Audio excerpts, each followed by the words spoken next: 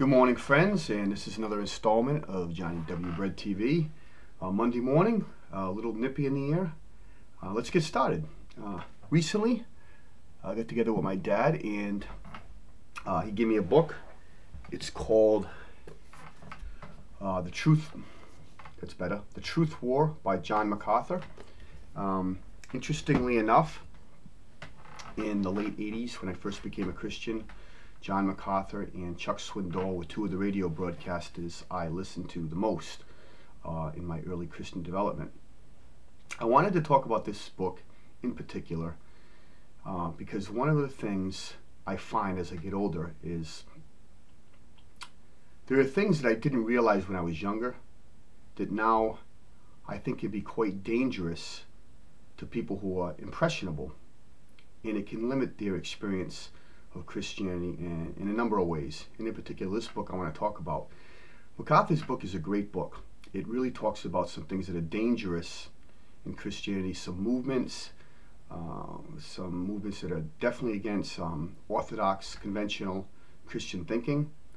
And because he's such a great expository preacher, and he has such a commanding tone in his writing and also in his preaching style, that people who listen to him and people who really glean the really good things about his book might miss some things where I think he's in order to make a polemical case, he does some things that are unfair and can limit how you really think about how you think about God, how you think about the Bible, and perhaps how you think about other Christians.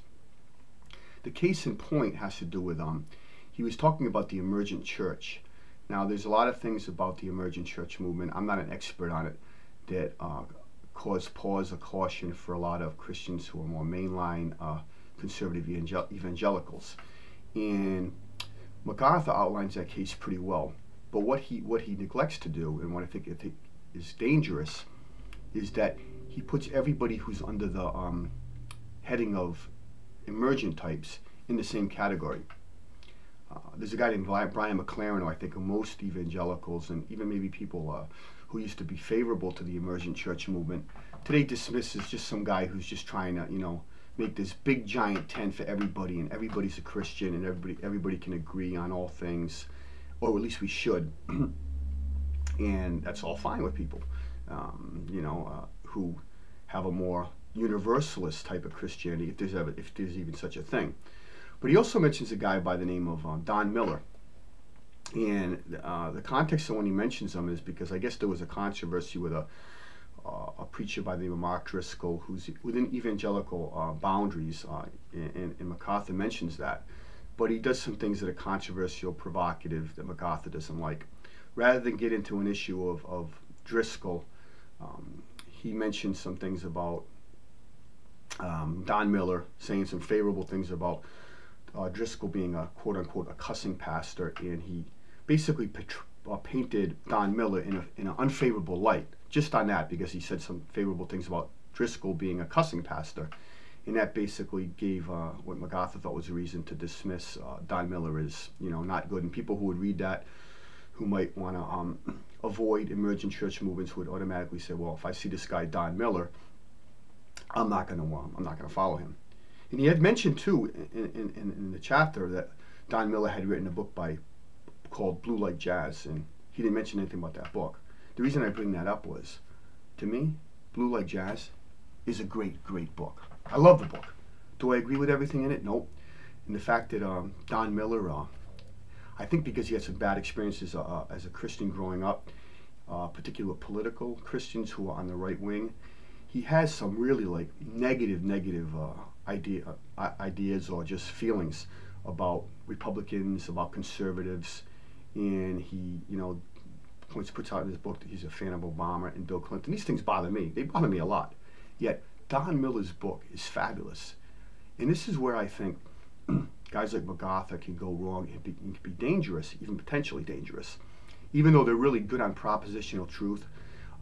They don't realize that Christianity is a big thing, and there's a lot of people who can fall in within the bounds of conventional Orthodox Christianity and have a lot to offer to the community. And there's tones about Christianity that are different, that appeal to people who are maybe of different temperaments or maybe different age groups. And whereas some people really like that propositional, and as MacArthur points out, he's fighting for certainty. Excuse me, fighting for certainty in the age of deception. That's a good thing. But you know, some people aren't that concerned about certainty. I'm not saying that they think it's a bad thing, but what they're looking for in a Christian book or in a Christian message is about relationships, and about refreshing ideas, and about things that really make them say, wow, this guy is saying things that are close to my heart. This guy is saying things that I can relate to, and this guy is speaking to me where I thought Christians just didn't go there. A lot of people, you know, avoid Christianity because they say, can I really let my hair down? Can I really be who I am without feeling like, you know, I'm an outsider? Because Christians seem to have a certain cultural way of doing things, a certain cultural vocabulary. They just seem to be all kind of lock and step, maybe to be uncharitable. They're like Stepford Wives types, and they're all the same. They homeschool. This may not be a fair characterization, but to a lot of people, this is how they think Christians are.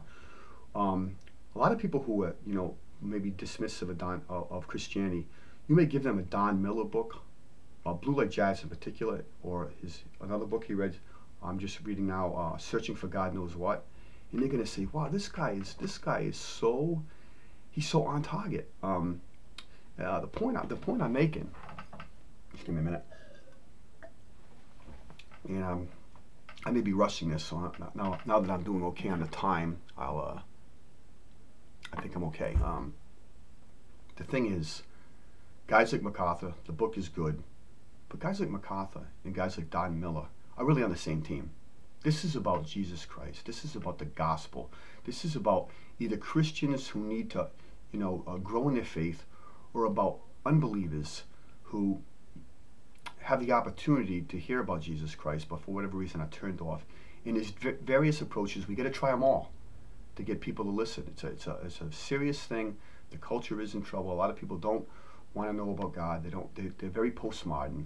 Yet there are different approaches we can take, and Christianity is big enough to have Don Miller and John MacArthur unite and be friends for the sake of what's important. That's saving souls, redeeming a culture, and making an impact on society. Thank you very much, and have a good Monday. Bye-bye for now.